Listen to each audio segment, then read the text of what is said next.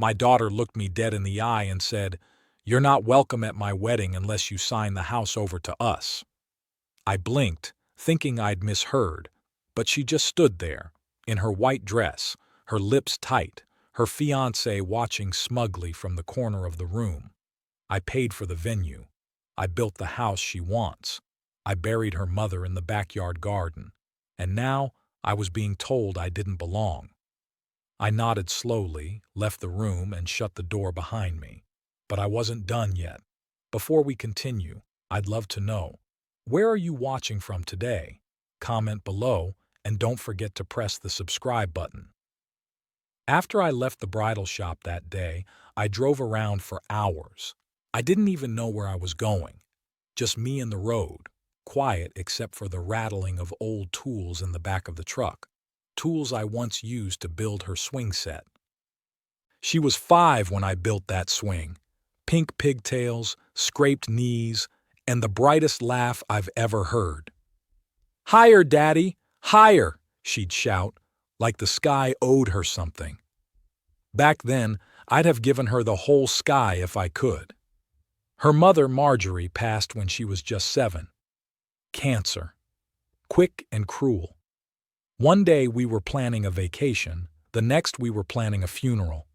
The day I told my daughter her mommy was gone, she didn't cry. Not at first. She just climbed into my lap and fell asleep, like she was hoping to wake up and find it wasn't true. From that moment on, it was just the two of us, me and her, my world.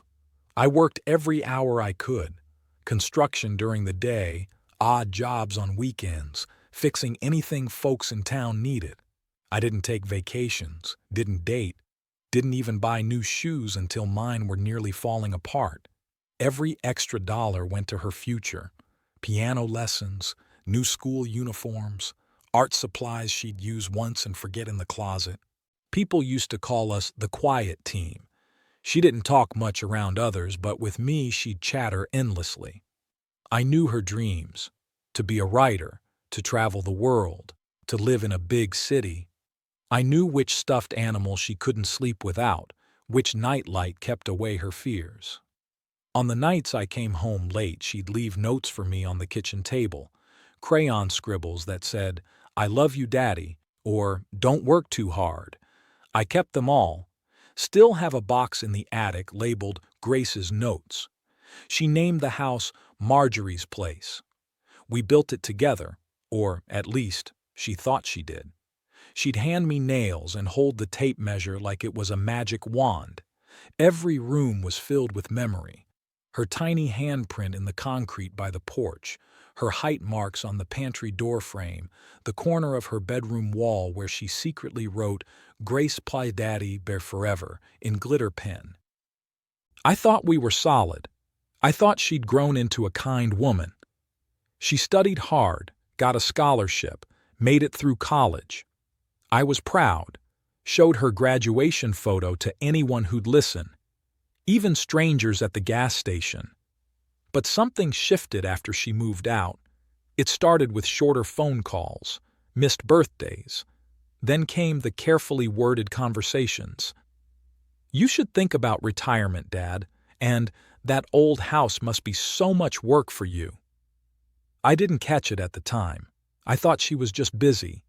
I thought she was still my Grace. Now I wonder when she stopped seeing me as her father and started seeing me as something in the way. She met him at work. Ryan, real estate guy, slick smile, expensive watch, soft hands. First time I shook his hand, I knew. Something about him felt hollow, like he shook your hand while measuring the square footage behind your back. When they got engaged, I was happy for her. Honestly, I was. I even offered to pay for the wedding, not because I had to, but because I wanted her to have something beautiful, something her mother would have wanted. Grace said thank you, but I noticed how she didn't hug me like she used to. She didn't hold on. I didn't ask for much. Just a small part in the ceremony, a reading, maybe a walk down the aisle. But the deeper we got into the planning, the more I realized I was being pushed out. The wedding became a show. For his family, his friends, his status. I was just the wallet with the hammer. But still, I told myself, she's just stressed. She'll come around. I believed it right up until she looked me in the eye and gave me that ultimatum. Now, I sit here in this truck, parked in the driveway of the house I built. Her childhood bedroom still has the wallpaper she picked out at 10 years old. Stars and moons. I offered to update it once, and she said, "No, it's perfect." I close my eyes and I can still hear her. It's perfect. Back then, she knew what mattered. Love, safety, home. Now? Now she wants it all on paper, signed over, mine to hers, like a transaction. She told me I was only invited to the wedding if I gave her the house. But what she doesn't know, what no one knows, is that house isn't just wood and nails. It's a story. And I haven't finished writing it yet. The first time I truly felt it, that chill behind my daughter's smile, was the night they announced the engagement. They hosted dinner at some rooftop restaurant in the city, one of those places where water costs $10 and nobody looks you in the eye unless you're holding a credit card. Ryan pulled out my chair like it was a performance. Grace barely touched her food. And when the waitress brought champagne, she didn't toast to love or family. She toasted to new beginnings. I should have known then. I wasn't part of the new beginning. After dessert, Ryan slid a folder across the table. "Preliminary housing plans," he said, like we were at a business meeting. "We're looking to consolidate family assets. Multi-generational wealth is built on strategic decisions." I blinked. "I'm sorry?" Grace placed a hand on mine. It was cold. "He just means we should start thinking practically, Dad. The house is big. You're alone." I forced a smile. "You think I should move out?" "Not now," she said quickly. "Just eventually, before things get hard." I stared at her. That was the first time I realized she was planning my decline like it was an investment timeline. And Ryan? He just looked satisfied, like he'd been waiting for that moment to land. Over the next few weeks, it got worse. They stopped visiting the house altogether, claimed they were so busy with wedding prep. But I saw them, driving by slowly in his black SUV, parking across the street, pointing at the porch. Once, I stepped outside and they sped off like teenagers caught sneaking around. Then came the whispers. At church, Mrs. Langley said, "Grace told me you're selling the house. Oh, how exciting." I didn't know what to say, because I wasn't. At the grocery store, Mr. Patel, the pharmacist, asked if I needed help finding assisted living brochures. "Grace said you might want something quieter," he said gently. Quiet. They were already rehearsing my removal in public. The final straw was the engagement party. It was held at a winery, the kind with fairy lights and a jazz trio playing in the background. I wore my best suit, polished my shoes, brought a photo of Marjorie to place on the table because she deserved to be part of the moment. But when I arrived, there was no seat for me. They had assigned seating, rows of tables with printed names, her fiancé's family all bunched together, laughing like they owned the place. I found my name tucked at a table in the corner, next to the valet and the caterer's father. I sat there for 20 minutes before I realized Grace hadn't even looked for me. When she finally walked by, I stood up. "Sweetheart, do you have a moment?" She glanced at Ryan, then turned to me with that same plastic smile. "Dad, this isn't really a good time." I held out the framed photo of her mother. "I thought maybe we could keep her at the head table, just for tonight." Her face tightened. "That's not really the aesthetic we're going for." I don't know what stung more, the words or how easily she said them. I nodded, stepped back, and left without finishing my drink. Back home, I sat in Marjorie's rocking chair and stared at the photo. Grace was 6 in it, sitting on her mother's lap, eating strawberries from the garden. We were happy. We were whole. Now I couldn't even recognize her voice. The next morning I found a voicemail. Grace, trying to sound cheerful. "Hey Dad, sorry about last night. Things were just hectic. Hope you understand. Ryan's mom says hi. Oh, also, we're meeting with a financial planner next week. Maybe you could send over any paperwork about the house. Just for review. Just for review." I didn't call back. Instead, I walked through the house slowly, touching the walls she once decorated with finger paint and dreams. Her old bedroom still had glow-in-the-dark stars on the ceiling. I never had the heart to peel them off. Now I wondered if she would, the minute she got the deed. That's when I began to notice something else. It wasn't just Grace pulling away. It was Ryan moving in. Not into the house, but into the space between us.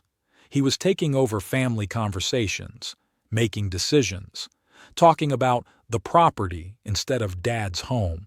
It felt like death by inches.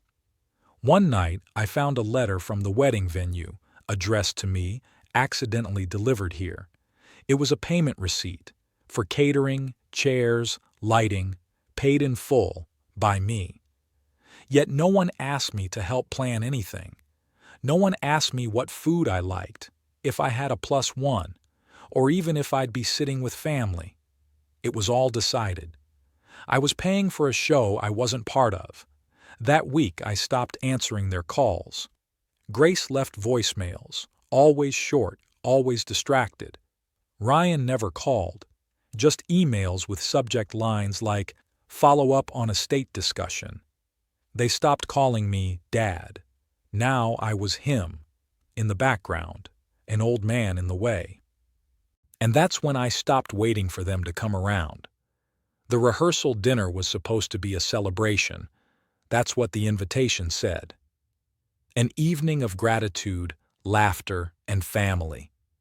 Family. I showed up in the same blazer I wore to Grace's high school graduation. Marjorie picked it out years ago, gray with a soft navy trim. Still fit, though the sleeves tugged a little at the elbows. I brought a small wrapped box, too, a gift for Grace. Nothing fancy, just an old locket of her mother's, cleaned and polished, with a photo inside. Grace at age 3 sitting on Marjorie's shoulders in the spring garden. I waited near the parking lot when I arrived, watched everyone pull up in sleek cars, dressed like movie stars. Ryan's father wore a watch that probably cost more than my truck. The laughter spilled out before the guests even reached the venue doors. When I walked in, no one greeted me. The hostess looked confused. She checked her tablet. "Oh, Mr. Weaver, you're, at table 9. 9. I walked past clusters of smiling people, couples clinking glasses. I searched the room. The head table was a long stretch of white linen and gold chairs, Grace and Ryan's names in calligraphy at the center. Ryan's family filled most of the seats. So did his college friends. Grace's old schoolmates sat near the front. Her cousins. Even the photographer had a better seat. I found table 9 tucked near the back, right next to the kitchen doors. The tablecloth was a different shade of white. The chair wobbled. No one else sat there. I waited for a while, sipped water, tried not to draw attention. But I felt it, that growing burn behind my ribs. I wasn't just overlooked. I was placed deliberately, out of the way. 20 minutes passed before I saw her. Grace, in a silver dress that shimmered under the chandeliers. She looked beautiful, radiant even. For a second my heart lifted. That was still my little girl, somewhere in there. She laughed at something Ryan whispered. He kissed her cheek. I stood, walked slowly toward the head table. She saw me halfway there. Her expression faltered. "Dad," she said, but not like she meant it. "I just wanted to give you something," I said softly, offering the box. "It belonged to your mom." She glanced at Ryan, then back at me. Her voice lowered. "Now's not really the time. It'll only take a moment." She took the box, opened it halfway, and peeked inside. Her fingers curled around the locket, then hesitated. She looked back at Ryan's mother, a woman with sharp eyes and a tighter mouth. The woman was watching us like a hawk. Grace smiled, brittle. "Thanks, Dad. I'll look at it later." I stood there a moment longer. "You know, she would have wanted to be here tonight. Your mom." Grace didn't respond. Ryan slid in. "Hey, Mr. Weaver, we're actually going to need your seat for one of our videographers. Hope you don't mind." I blinked. "My seat?" "Yeah," he said, too cheerfully. "Just logistical stuff. You understand. It's all a bit tight." I looked back at table 9, empty, forgotten.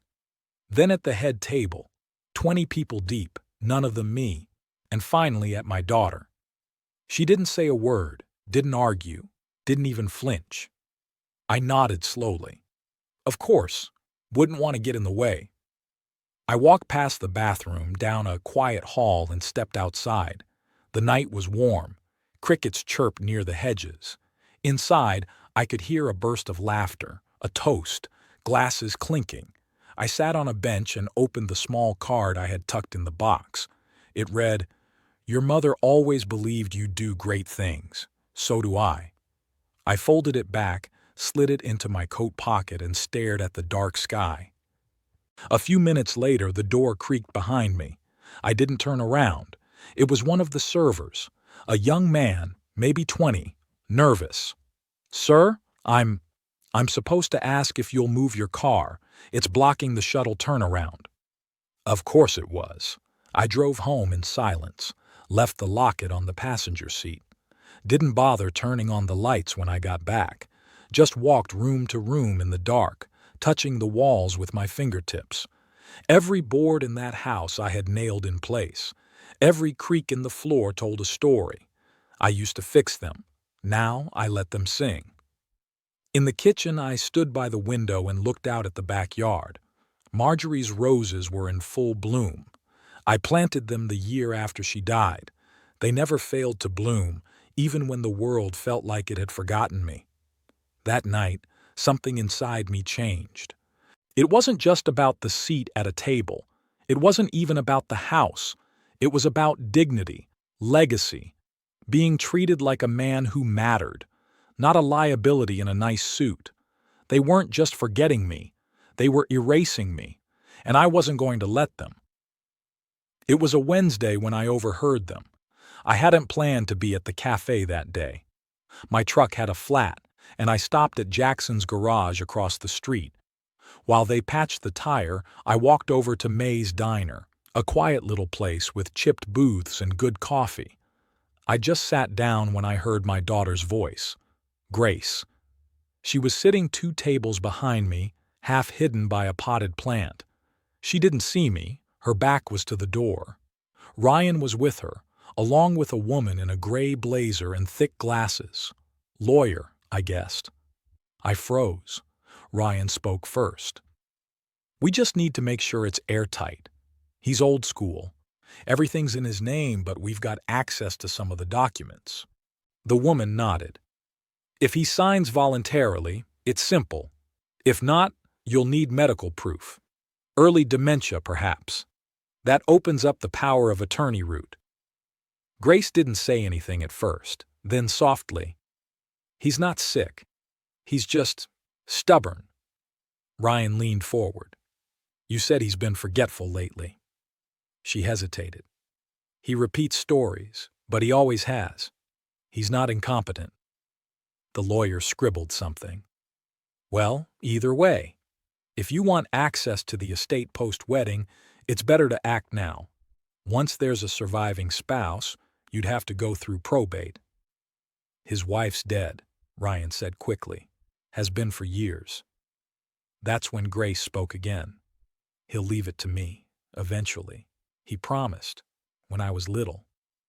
"Promises aren't legal," the lawyer said, not unkindly. "Signatures are." They laughed. I didn't move, didn't breathe. My coffee sat untouched. I felt like a man listening to his own eulogy, delivered over lattes. Eventually they stood and left. I waited another 10 minutes before I got up. I walked out like nothing had happened, nodded at the waitress, smiled even. But inside, I was dying. That night, I sat at the kitchen table and pulled out the fireproof box from the pantry. Inside, my will, the deed to the house, insurance papers, Marjorie's letters, and every tax return since 1984. I laid them out in front of me, one by one. Grace's name was listed as my sole beneficiary. It had been that way since she turned 21. I never questioned it, never thought I'd need to. But now I saw every dotted line through a different lens, not as security, not as love, but as motive. I thought of Marjorie, her laugh, her way of making pancakes in the shape of stars. I remembered her last request just before she passed. Promise me you'll protect Grace and this home, no matter what. I had. I'd done everything I could. But now, protecting Grace and protecting the home felt like two separate things, and I had to choose. That night, I didn't sleep. I sat in my armchair, listening to the wind brush the windows. I started watching more closely after that. At church, Grace stopped sitting beside me. She sat 2 rows up, with Ryan's parents. She used to slip her arm through mine during hymns. Now, her hands stayed folded in her lap. At the next planning meeting for the wedding, one I wasn't even supposed to attend but showed up for anyway, I noticed how they flinched when I mentioned the house. It's been in my name for 35 years, I said casually. Never had a mortgage since Marjorie passed. Ryan's jaw clenched. Grace changed the subject. They were worried. That confirmed it. One afternoon, while organizing old family photos in the attic, I found a letter. From Grace, dated 2003. She must have been 11 or 12. Dear Daddy, when I grow up, I want to live here forever. I'll take care of the garden and you can sit on the porch with Mommy's blanket. I'll bring you tea and you'll tell me stories. I held it to my chest. Somewhere, that little girl still existed. But the woman she'd become, she was building something, a scheme, a future, that didn't include me. Not really, just my assets, my name on a deed. She wasn't alone either. Ryan, his parents, even that lawyer, they saw me as a speed bump, a legal hurdle, and for the first time in my life, I felt unsafe, not in my neighborhood, not in my body, but in my own bloodline. I had to act, not with rage, not with revenge, but with clarity. That's when I began taking notes. Every conversation, every message. I started recording phone calls, quietly, carefully. I called an old friend, Walter, retired attorney. He once helped me with a property line dispute. He agreed to meet. We sat on the back porch as the sun dipped low. I poured us lemonade and we went over everything. He read in silence, then finally looked up. Do you want them to get anything? I didn't answer right away. Finally, I said, I want the truth to matter. He nodded. Then we got to work.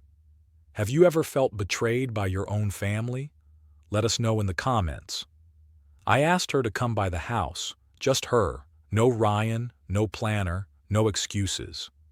Dinner, I said simply. Just like old times. She hesitated on the phone. Ryan and I have a tasting that night. I won't ask again, Grace. There was a pause. Then she sighed. Okay, I'll come by. I spent the afternoon making her favorite, baked chicken with rosemary, the way Marjorie used to do it. I even dug out the old linen napkins Grace embroidered in Girl Scouts. Her stitching was crooked, but I'd kept them all these years. When she arrived, she barely looked around. No hug, just a distracted glance at her phone. Nice to see you too, I said. She smiled, the same rehearsed smile I'd seen too often lately. Sorry, long day, wedding stuff. We sat, ate in silence. Halfway through, I asked, do you remember when you got that locket for Christmas, the one you wore for years? She nodded slowly. The silver one. From Mom. You know, it's strange, I said, setting my fork down. You wore it every day, but lately I don't see it anymore. Her eyes narrowed. Dad, what are you getting at? I took a deep breath. I overheard you.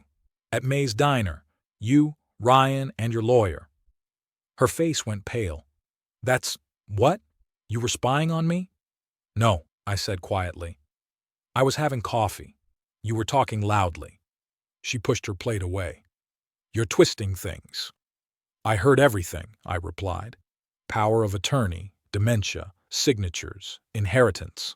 She stood up. You have no idea what we're dealing with. Ryan and I are trying to build a future. You live in a house that's too big for you. You spend your days watering roses and talking to ghosts. I stayed seated, let her rant. You don't answer your phone half the time, she went on. You forget things. You repeat stories. Because I'm 71, I said calmly. Not because I'm losing my mind. Her shoulders dropped. You don't understand, Dad. This isn't personal. I looked up at her then. Really looked. Not personal, I said. You tried to erase me from my own life. You pushed me to the back of your wedding, laughed behind my back, and now you want to take the last thing your mother and I built together. And you say it's not personal? She opened her mouth, but no words came. I stood and walked to the hallway, pulled out a folder, set it on the table. I've rewritten the will, I said. You're no longer the beneficiary. She froze. What? I've left the house to a children's charity, one your mother used to support. If anyone contests it, the clause triggers, and the entire estate goes to the state. Her lip quivered. You wouldn't. I did. She sank into the chair. So that's it? You're cutting me out completely? I'm cutting out lies, I said, not love. You made the choice, Grace, not me. We sat in silence. For a moment her eyes softened, like the child I once knew was still in there, buried under ambition and pressure and whatever Ryan had poured into her ears. But then the wall came back up. You're going to regret this, she said. No, I replied, standing. I regret letting it get this far. She left without taking her coat. That night I didn't cry, not like before. Instead, I wrote Marjorie a letter. I did what you would have done. I protected the house. I protected the story. Over the next few days, I started noticing things. The neighbors, the ones who had waved politely before, now lingered longer when they saw me.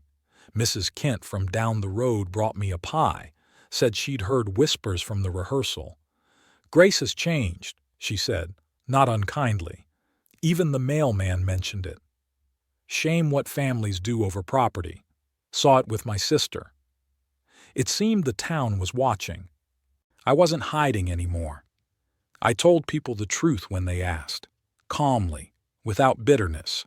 I was an old man who'd built a life, and I refused to be bullied out of it. The turning point came when I saw Ryan at the hardware store. He didn't notice me at first. He was buying stain, probably for the porch on whatever house he thought he'd inherit. I walked up to him, slow and steady. Nice day, I said. He turned, startled, forced a smile. Mr. Weaver. I heard you're telling folks I'm unwell, I said plainly. His eyes darted. That's not, we're just concerned. I held up a hand. No need to explain. Just wanted you to know something. He waited. If you keep pushing, I said, you're going to find out how stubborn an old man can be, and how sharp his memory really is. Then I left him there, standing with his can of stain and nothing else to say. I didn't raise my voice, didn't make a scene, but for the first time I saw fear in his eyes. Not the fear of me, the fear of truth. The lawyer's office smelled like paper and lemon oil. Walter still used the same wooden desk he'd had when we were young men.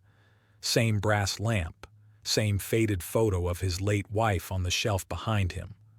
We'd both lost our loves too soon. That's what brought us close again, I think. That quiet understanding of grief's long shadow. He adjusted his glasses and looked at me. You sure about this? I nodded. It's not out of spite, it's protection. We sat in silence a while longer before he picked up his pen. All right, let's get started. He drew up a fresh will, clear, unambiguous, binding. The house, my house, the one I built nail by nail with Marjorie, would go to a local nonprofit that supported abandoned children. Grace used to volunteer there when she was a teenager, before everything changed, before she became someone I hardly recognized. If anyone contested the will, anyone, the clause was clear. All assets would go to a state-administered charity, one Grace had no ties to.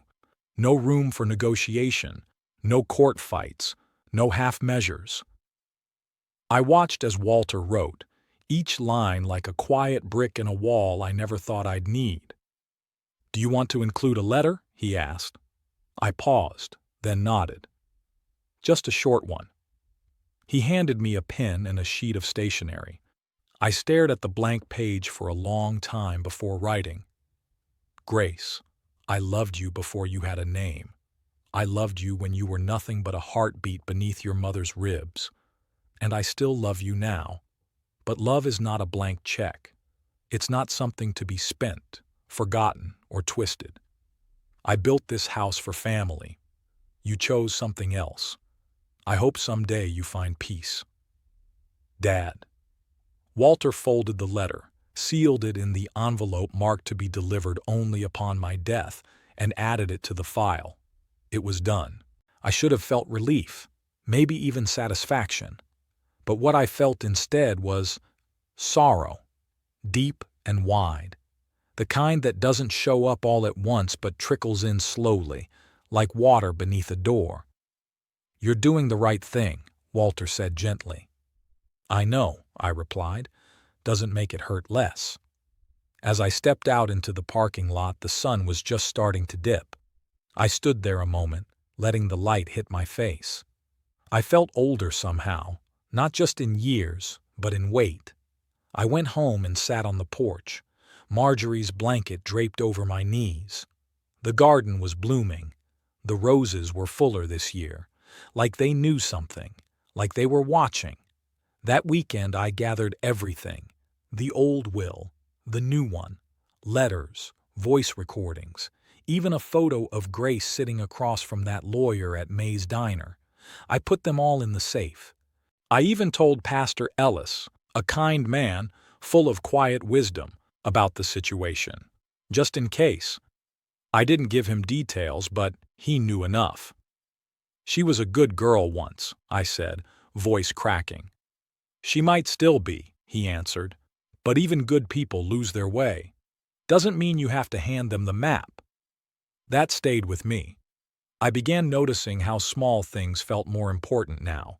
The way my porch creaked at dawn, the way the morning sun slanted across the kitchen tiles, the smell of Marjorie's soap.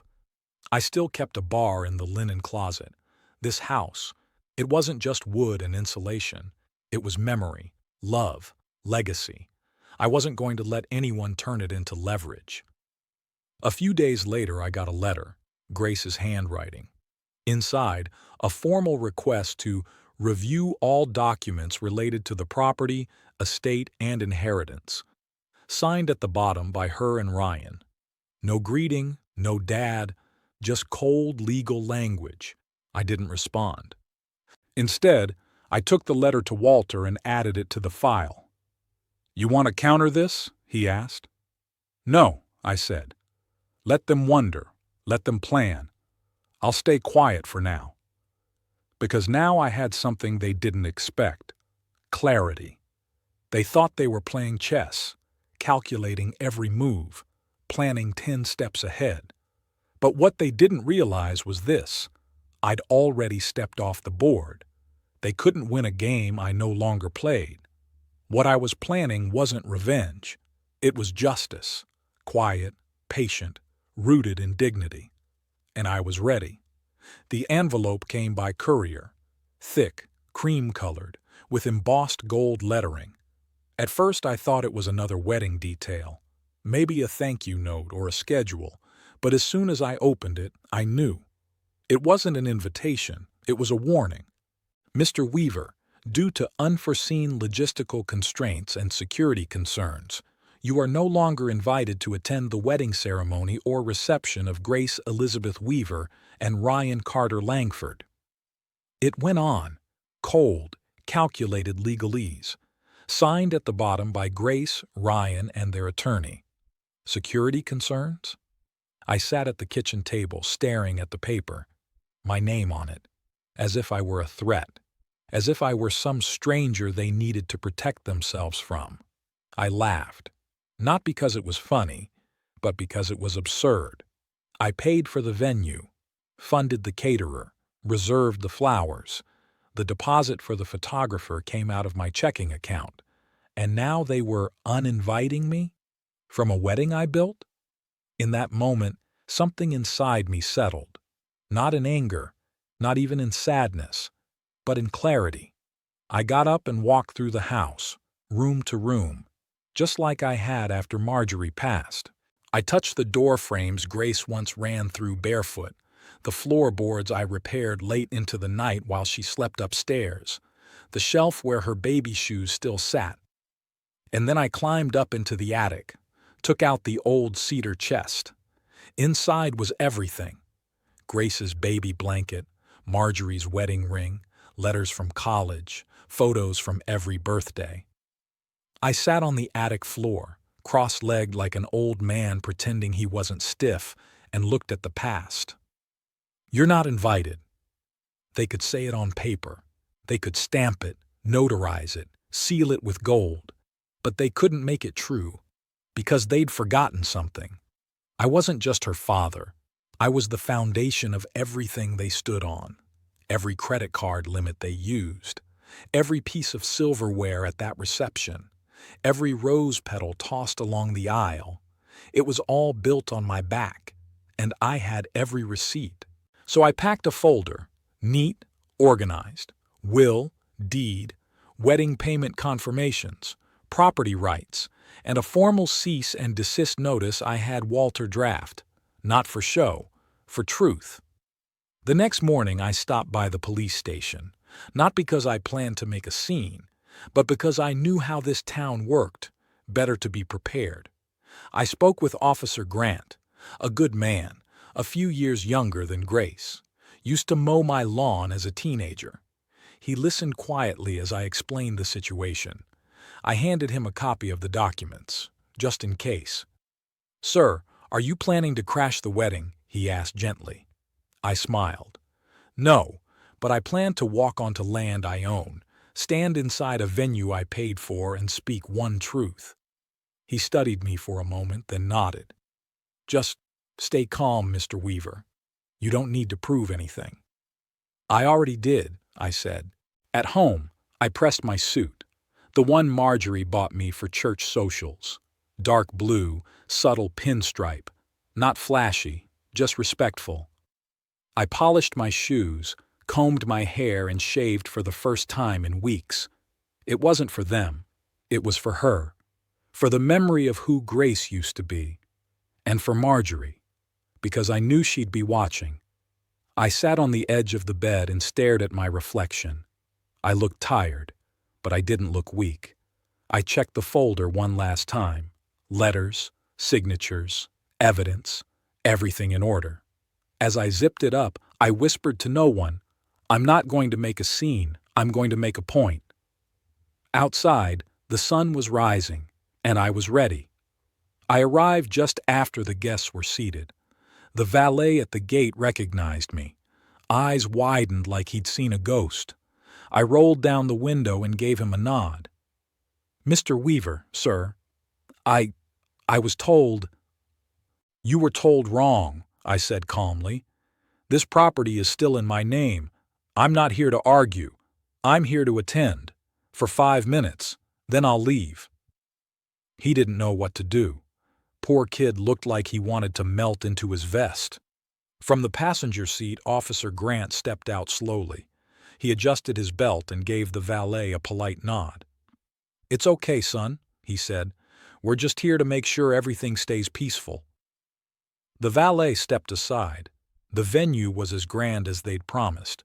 White tents, chandeliers strung from trees, guests in suits and gowns sipping champagne.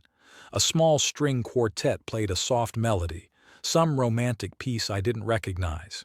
It should have been beautiful, but all I saw was a performance. I walked in, each step steady, deliberate. Officer Grant a few paces behind me. I carried the folder under my arm, plain, gray, unassuming, but weighty. The murmurs started before I reached the front. Heads turned, eyes followed. A few guests I recognized, churchgoers, old neighbors, shifted uncomfortably. Others whispered, and then she saw me, Grace, standing at the altar, veil pinned just right, bouquet trembling in her hands. Our eyes met. Hers widened. Fear? Anger? Maybe both. Ryan looked back, then whispered something to the officiant. A signal, maybe. The music didn't stop, but the moment did. I didn't approach the altar. I didn't shout. I walked over to the event coordinator near the seating area. She was flustered, fiddling with a headset. "Sir, I'm sorry. You can't—" I handed her a copy of the venue contract. "Page 3, under Property Owner Access. You'll find my name and proof of payment." She hesitated, flipped through. I turned to the crowd, calm, not theatrical, just enough for people to hear. "My name is Thomas Weaver. I built the house behind these trees with my wife, Marjorie. I paid for this wedding. Every chair, every flower, every shrimp on that tray. And a week ago, my daughter sent me a legal letter saying I wasn't welcome." Gasps, murmurs. Ryan stepped forward. "This isn't the time, Mr. Weaver." "On the contrary," I said. "This is the only time." I opened the folder, held up a copy of my will, the revised one. "This property is not part of your future. My estate does not belong to your marriage, and any attempt to manipulate or discredit me again will be treated legally, not emotionally." Grace stood frozen. Tears welled, but she didn't speak. Ryan turned to Officer Grant. "Are you going to let him do this?" Grant shrugged. "He hasn't broken a single law." Someone in the crowd clapped. Just once, then stopped. But it was enough. I looked directly at Grace. "I loved you more than I loved myself. I gave everything so you could have everything. But what I never gave you was permission to forget where you came from." Her lips quivered, and for a second, I thought she'd run to me. Say something. Apologize. Anything. But she didn't. Ryan whispered something and she nodded slowly. No expression. I turned to leave. But before I did, I set the small envelope with Marjorie's letter on the nearest table, the one holding the guest book. Then I walked away. Not a word more. Outside, Grant exhaled. "You sure know how to make a statement." I smiled faintly. Didn't make a statement. Just told the truth. Back in the car, I looked at the trees as we drove away. The same trees Grace used to climb. The same ones Marjorie used to hang wind chimes on. The same ones now holding fairy lights for strangers. I didn't stay for the vows. Didn't need to. What I came to say was said. And everyone heard it. Do you think the father made the right choice? Comment and don't forget to like and subscribe for more true life stories. The morning after the wedding, my house was quiet. No phone calls, no messages, not even a knock at the door. The air was still, the kind of stillness that settles in after a storm. Not peace, exactly. Just absence. I made coffee the way I always did. 2 scoops, slow boil, mug warmed first. Same routine I'd had since the early days with Marjorie. She used to hum while the kettle hissed. Grace would bounce in the kitchen on school mornings asking if her hair looked like a storybook princess. Now the kitchen was just me, the ticking of the wall clock, and a silence that no appliance could fill. I stepped onto the porch and sat with my cup, blanket across my knees. From where I sat, I could see the rooftops of the wedding venue just beyond the trees. The party would be over by now. Guests gone, champagne flutes tossed in trash bags. Maybe Grace and Ryan were on a plane, or sulking in a hotel suite, trying to spin the story. But the truth was out, and truth, once spoken in front of witnesses, doesn't go back into hiding. I stayed outside until the sun burned off the fog. The garden was in full bloom, roses blushing red, Marjorie's favorite irises leaning heavy with color. She would have been proud, maybe not of the confrontation, but of the dignity in it. The way I didn't shout, the way I didn't beg, just facts, just honesty. That afternoon, I walked through town to pick up some supplies. As I passed the post office, two older women stepped aside quickly, whispering. A man at the gas station gave me a long look, not angry, just curious. At the hardware store, George, the owner, patted my shoulder as I paid for some nails. "Hell of a thing you did," he said. "Didn't do anything." He smirked. Exactly. The next few days followed a pattern. Some people nodded as I passed. Others avoided my eyes. And a few stopped me outright to offer quiet support. But I didn't need their approval. What I needed was space.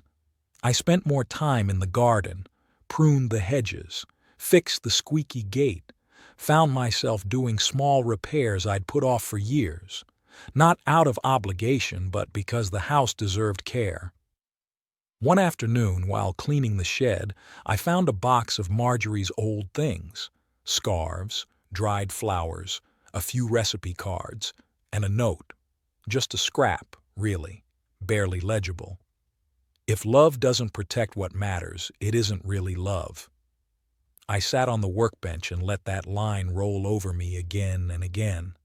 The next day, the doorbell rang. I opened it to find Benji, a boy from church, maybe 14, awkward, polite. "Hi, Mr. Weaver," he said. "My mom said you might need help with anything. I mow lawns." I stared at him a second, then nodded. "Sure. The back's got some weeds." He lit up. "Cool. I'll grab my stuff." That evening, I paid him double what he asked. He smiled, sheepish. "Thanks. You didn't have to." "I know," I said, "but I wanted to." He left with a wave, and I watched him pedal away. That night, I sat with a journal and wrote everything I could remember. Not about the wedding, but about Grace, the good years, her first tooth, her soccer games, the way she cried when she broke her arm and wouldn't let go of my hand for hours. I needed to remember that version of her. The one untouched by entitlement, unclouded by ambition. I wasn't trying to erase what happened, but I also refused to let it be the last word. A week passed, then another, and then, one Sunday after church, Pastor Ellis stopped me. "Got someone asking about you," he said. "A woman from the nonprofit you mentioned. Said she got your letter and wants to meet." I raised an eyebrow. "Already?" He nodded. "Seems she's interested in your offer, turning the house into something more." I didn't respond right away, just looked out at the gravel lot, the trees swaying slow in the breeze. Finally I said, "Maybe it's time."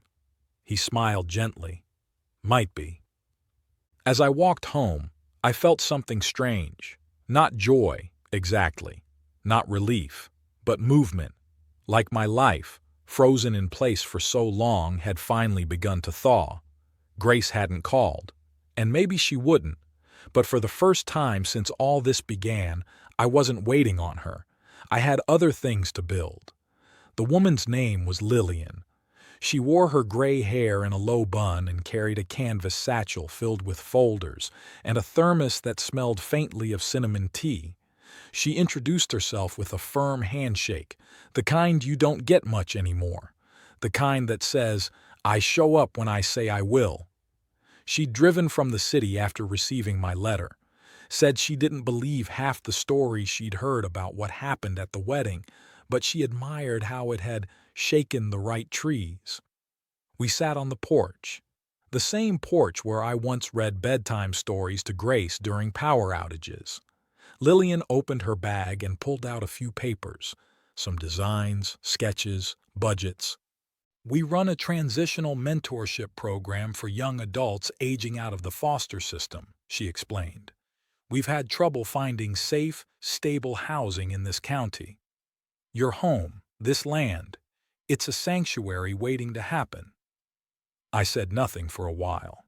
I just watched the wind stir the chimes that Marjorie hung 20 years ago.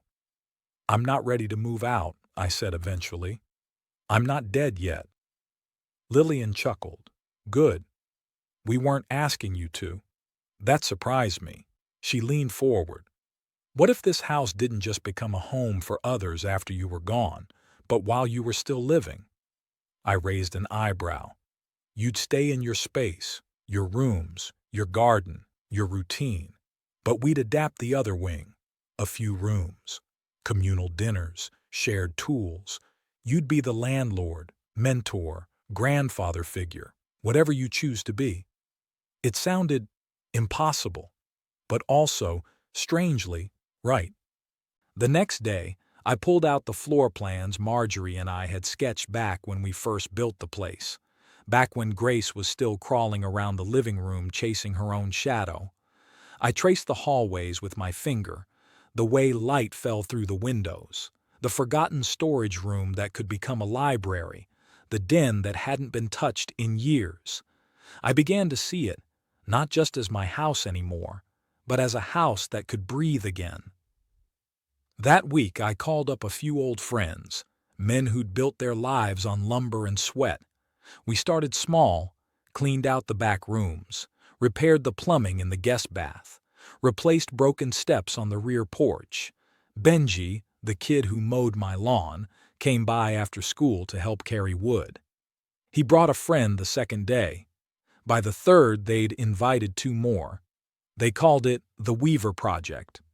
I didn't argue.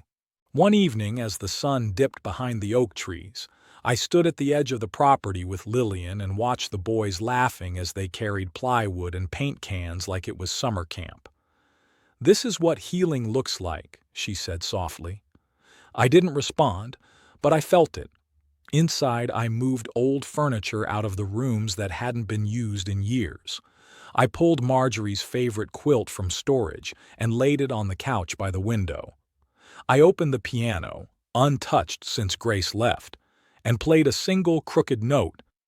I didn't know what song I was playing, but it didn't matter. Something had shifted. One morning, as I sipped coffee on the porch, a woman approached the gate, early 20s, arms crossed tightly over her chest, eyes wary. I'm looking for Miss Lillian, she said. I stood up. She's inside. You can come in. She hesitated, then stepped forward. She introduced herself as Alina, quiet, kept looking down, said she was referred from another shelter. Lillian invited her to stay a week while they found her a more permanent option. That night, I overheard Alina crying in the room down the hall. I didn't knock, just left a cup of tea and a note outside her door. The next morning, the cup was empty and the note was gone, and at breakfast she sat at the table. Didn't say much, but she sat. Lillian looked at me and smiled, like we both knew something had just started, something bigger than either of us. The house buzzed differently now, not chaotic, just alive. There were moments, of course, when I caught myself glancing at the door, half expecting Grace to walk in, to see what had become of the home she once loved. But she didn't come. Not yet. Still, I'd left her photo up in the hallway, the one where she's 5, missing a tooth, arms thrown around my neck. I left Marjorie's letters in the drawer where they'd always been. I didn't erase the past. I just made room for something else, for someone else. The next week we painted the front door a new shade of blue, rich and deep, the color of early morning skies. The kids voted on it. I let them. And when they asked what we should call this place, I answered without hesitation. Marjorie's house. By the end of the month, the house didn't sound like it used to. It echoed differently. There were voices now, low conversations drifting from the kitchen, the occasional burst of laughter from the garden, footsteps padding down the hallway at odd hours. The kind of noise that once would have bothered me. Now it felt like music. Benji stopped by every day after school, even when there wasn't any work. He'd sit on the back steps, sipping orange soda and quizzing me on woodworking techniques like he was prepping for a test that didn't exist. Alina had started baking, quietly. At first, she didn't even tell anyone, just left trays of muffins or cookies cooling on the counter. No note, no name. But one night, I walked into the kitchen and caught her smiling as she stirred batter, humming along to the old radio. "You always bake at midnight?" I asked. She didn't look up, just shrugged. "It's when I think best." That became her rhythm, baking when the world was asleep, and eventually others joined her. One evening there were 5 kids around the table, not loud, not wild, just present, sharing space, and they started calling me things. Not Mr. Weaver, just Pops, or G, or from one soft-spoken girl named Elsie, simply Thomas, with a kind of reverence like it was a title. They asked about the photos on the walls, the woman in the floral apron holding a pie, the little girl in the swing, the man in the uniform standing proudly in front of a house still under construction. "That's Marjorie," I told them. "My wife, the heart of this place." They always went quiet when I said her name, like they knew, like they respected it. And Grace? Grace remained a shadow. I hadn't heard from her since the wedding. But the silence didn't ache the way it used to, not with the house alive again. One rainy afternoon, I was cleaning out the hall closet when I found something wedged behind the shelf, an old VHS tape labeled Summer '97. I dug out the old player, patched the cables together, and gathered the kids that evening. The screen flickered to life, grainy and warm. There she was, Grace, 6 years old, running barefoot through the sprinklers in the front yard, her hair plastered to her cheeks, shrieking with joy. Marjorie's voice behind the camera, laughing. My voice, off-screen. "You'll catch cold," followed by her tiny, defiant yell. "I'm not afraid." The room went silent. Benji sat forward. "That's your daughter?" he asked. I nodded. "Dang," he whispered. "She looked like she had the whole world." "She did," I said. "She just didn't know what to do with it." The tape ended. Static filled the room. No one spoke for a long while. Later that night, I found a folded note outside my bedroom door. "Thanks for letting us see her. And you. E." That's when it clicked. These kids, these beautiful, bruised, brave young souls, they weren't just boarders. They were the family I didn't know I needed. Not by blood, not by duty, but by choice. They showed up. They stayed. They listened. Grace had once told me blood was thicker than water. But what she forgot was the second half of the saying, the full, older version. The blood of the covenant is thicker than the water of the womb. It's not biology that binds us. It's loyalty. It's care. It's the decision to love even when you don't have to. One evening, as the sun painted the walls gold, I stood on the porch watching Elsie help Alina plant herbs by the fence. Benji was hammering a birdhouse together. 2 of the others were painting a mural in the hallway, a big tree with names carved into it. One of the branches had Marjorie written on it in soft green paint.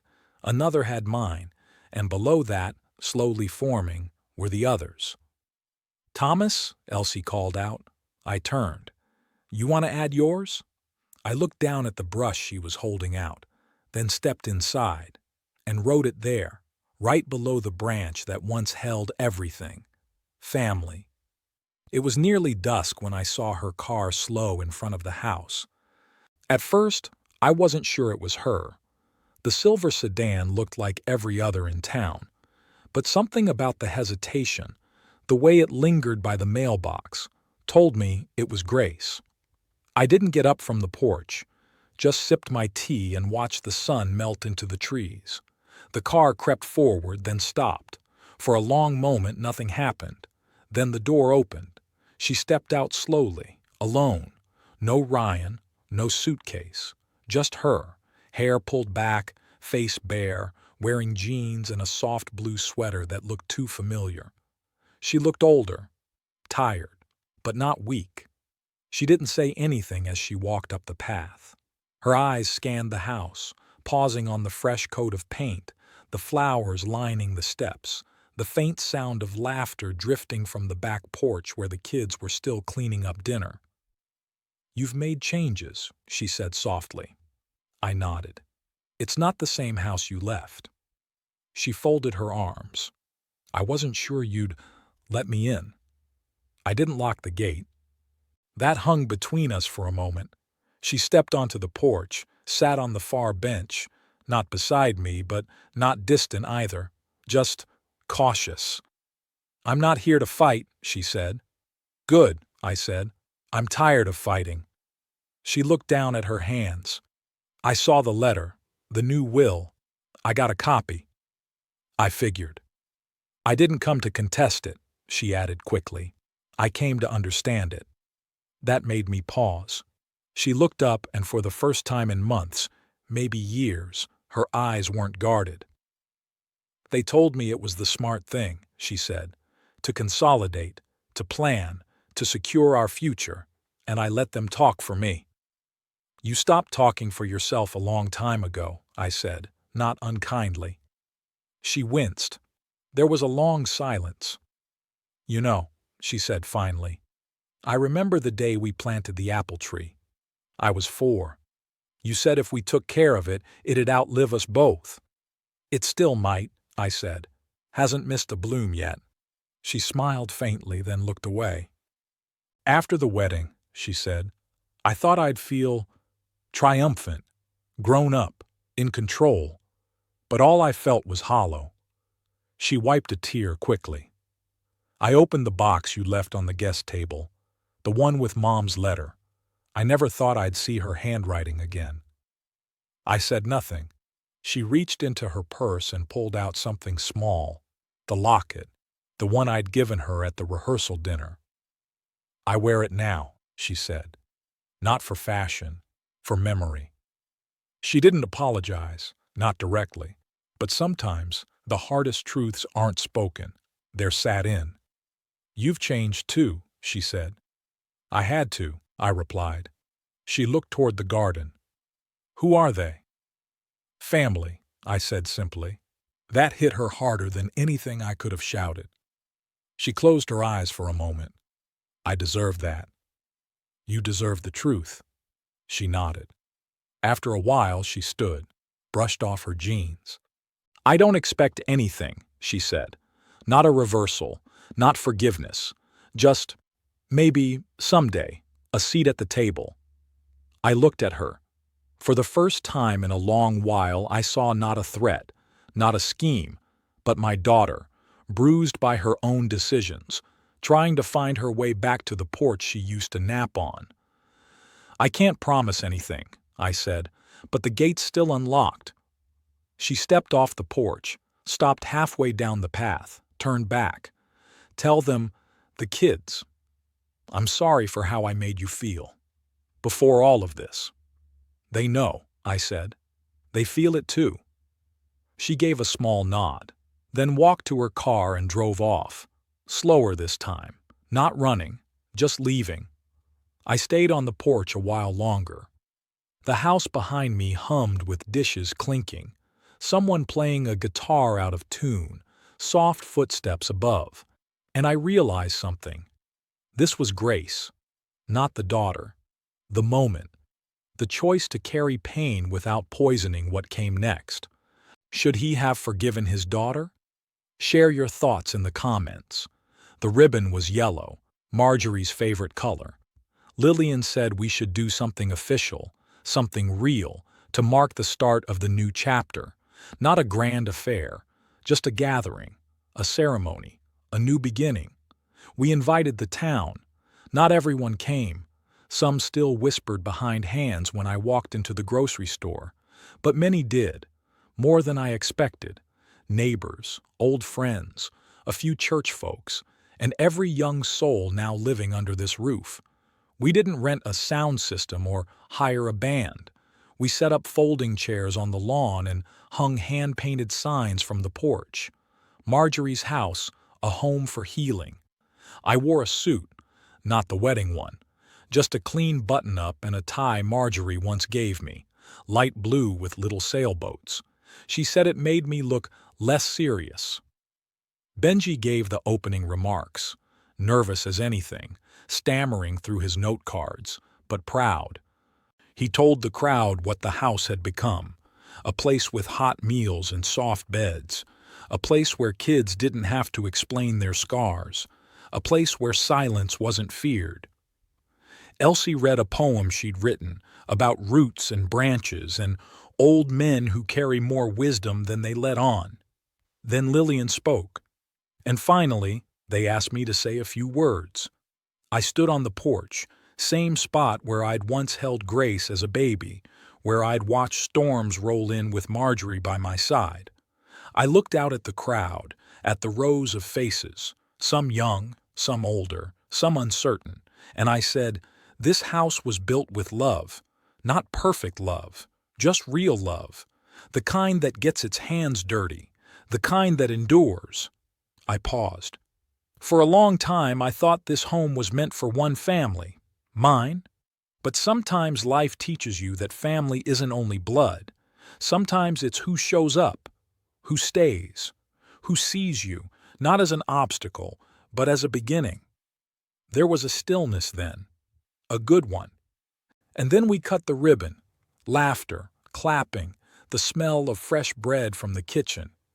Kids running around the garden Marjorie once tended, paint smudges on the porch railing from the mural that now covered half the wall, a big oak tree with names scrawled like carvings. I found Grace's name added at the base. I didn't ask who did it. Later, as the sun dipped low, I walked through the house one more time. The living room glowed with warm light, pillows scattered, the radio playing something slow and hopeful. In the old dining room, I found a group playing cards. They waved me in, offered me a seat. Maybe in a minute, I said, just soaking it in. Outside, wind chimes danced gently. I walked to the backyard. The roses were in bloom. I stood by Marjorie's marker, just a small stone tucked beneath her favorite bush. No need for anything grand. She wouldn't have liked that. I did what we promised, I whispered. I protected Grace, in the only way I knew how. A breeze lifted the edge of my coat. I didn't expect to build a second family, I said, but they came, and they stayed, and they're good. You'd like them. I rested my hand on the stone. I miss you every day. As I turned to go, I saw them, the kids, setting lanterns on the porch steps. Homemade, out of jars and string. They flickered like fireflies in a jar. "Thomas," one of them called, "come see what we made." I smiled, walked back slowly, sat on the porch, and watched as the house, our house, glowed from within. Marjorie's house was no longer just mine, and in that quiet, flickering peace, I realized it never had been. It belonged to something bigger now, and it was alive again.